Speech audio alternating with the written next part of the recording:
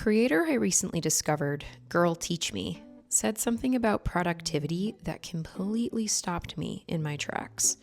She said, "Motherhood has no edges," and I haven't stopped thinking about it. Because the more I sat with that sentence, the more I realized why I have felt so overwhelmed lately. Motherhood doesn't really have built-in stopping points. There's no equivalent to inbox 0, clock out, project complete. There's just another meal, another email, another load of laundry. And if you have ADHD, sometimes it's not even that there's no edges. It's that creating those edges takes significant effort on our parts. Because if something doesn't naturally end, my brain struggles to decide where done will land. This week, I accidentally ran an experiment. I stopped doing all the invisible routines that normally keep this house running, and it showed because I realized something uncomfortable. Nobody else in my house actually has these same routines. They have me. So before I spiral into a full-on crisis over the dishes and abandoned water bottles, let's reset the house and talk about it. It's May-Cember over here. You know, if you're new to the concept, it's the month of May, but it feels like December and you're preparing for the holidays. That kind of hectic. This week was field trips, school event planning, Canva graphics, volunteer coordination, and somewhere in there I also got this chest cold, which frankly feels really disrespectful this close to summer, so I do apologize for my gravelly voice today. But I've really been trying to protect my time for my own goals, so creating these videos and telling stories and making things, which I genuinely love. Instead of cleaning during every spare second while the kids were at school, this week I tried something different and I treated myself like I had office hours. I protected that time. I worked and cleaning waited, which sounds healthy until Friday arrived and suddenly the house looked like a documentary about civilization collapse. Part of me thought, maybe if everyone sees me cleaning and I don't hide it during the school day, maybe people will notice how much work goes into resetting this house. Maybe people will appreciate it. Reader, they did not. They simply adapted. And that sent me into one of my favorite hobbies, which is internal courtroom arguments. Because when the house gets like this, I start telling myself stories. In my head, some of them out loud as well, if I'm alone in the house, to be frank. The first thought sounds like this: why doesn't anybody else see this? But if I'm being honest, that's usually not the real thought. The real thought is, I know you see it. You're waiting for me to do it. And then my brain escalates. If everyone waits for me, does that mean that it has become my job? Am I a facilities management corporation? Do I wear a little polo now? And that's when I realized I start translating mess into meaning. And that's when I realized resentment is a terrible translator. Because when I stepped back, nobody actually told me, "Heidi, congratulations, you're now solely responsible for maintaining civilization." Nobody assigned me that. I built systems. I clean quickly-ish. I anticipate needs. I notice details. I prevent problems before they happen. #anxiety, if you know, you know. And over time, people adapt to the systems that already exist. That realization was annoying, because annoying realizations usually mean there isn't some villain, there's just a pivot. So I started asking myself different questions. What feels fair? What expectations am I holding that nobody agreed to? What if nobody's avoiding responsibility? What if I've accidentally built a house that relies too much on one person? And then I realized something bigger. My husband's day has edges because he made them. His workday starts, He has meetings that start and end. He decides to close his laptop and leave the office. He has a workout session that is a hobby and a passion that he starts and ends. He's done. My day doesn't have edges. Motherhood doesn't come with natural edges. Housework doesn't end. There's always another dish, another lunch, another form to sign, another weird smell coming from somewhere, another load of laundry, another thing, someone that they forgot. And if I don't create stopping points, my work expands forever. There's actually a philosophical name for this. If I remember, I will post it on this B-roll.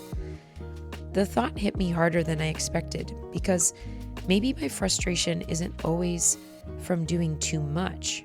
Maybe sometimes it comes from never feeling finished. That thought sent me into a random rabbit hole. I found this idea from Zen practice that cleaning isn't punishment. Cleaning can actually be grounding.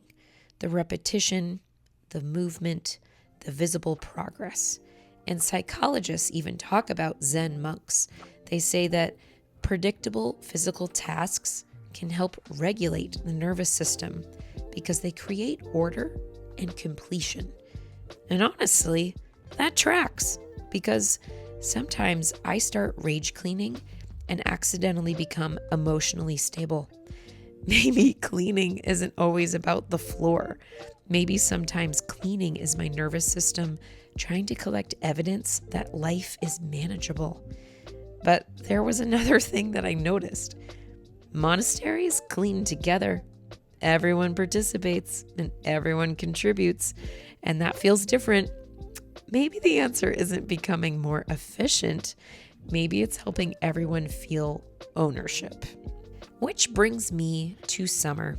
At the time of filming, my kids' summer school break is just 3 short weeks away.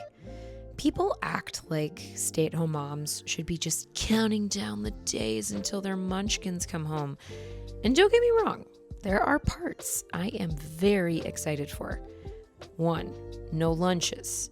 Well, there's going to be lunch, but I don't have to make the decision the night before. 2, no 6 a.m. wake-ups because I have to.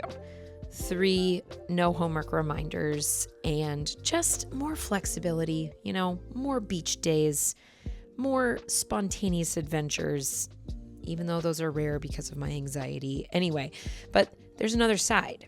The schedule disappears. Screen negotiations begin, sibling diplomacy collapses, and nobody talks enough about the transition.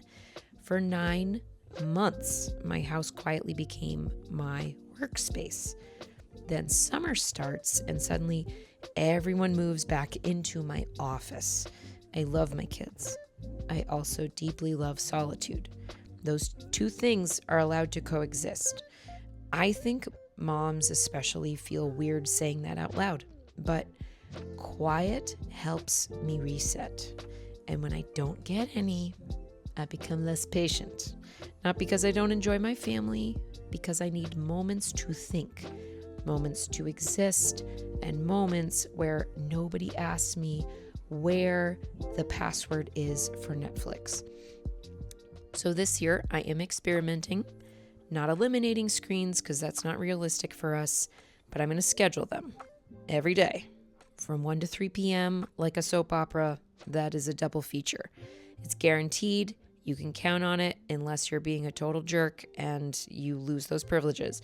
But before screens, get ready for this. You have to do these buckets. So I'm going to have little visuals for my kids and they're going to choose. You have to 1, use your brain in these ways. 2, you have to move your body. 3, you have to contribute to the house and to the family. 4, you have to do something fun that is offline. And if you want more screen time, I could be convinced if you have extra opportunities doing extra chores. And that will be extra responsibility, and it's going to be on the skylight calendar that I have. My hope isn't that they're going to have perfect behavior. It's more about like a rhythm and having some semblance of structure. There needs to be fluidity and some flexibility there, but I'm trying to create edges for myself and for my kids because I don't want summer to become one long day where I manage people. I want to actually enjoy it, and I want my family to feel like contributors and not customers. So this weekend reset became less about cleaning and more about asking myself, what systems am I building? And what expectations am I holding? Where do I need to create edges? Anyway, the kitchen's clean, the laundry exists again, and the floor has reappeared, which means somebody will probably walk in any second and ask, what's for dinner? So, thanks for hanging out with me while I reset, and tell me down in the comments, what is one thing your family assumes happens magically in your house? If you have summer systems that actually work, I also would love to hear them, so please share so we can learn from each other. I'm collecting ideas before the school lets out, and we're going to start practicing them over Memorial Day weekend, so, send happy thoughts. Thanks for hanging out. Catch you next time.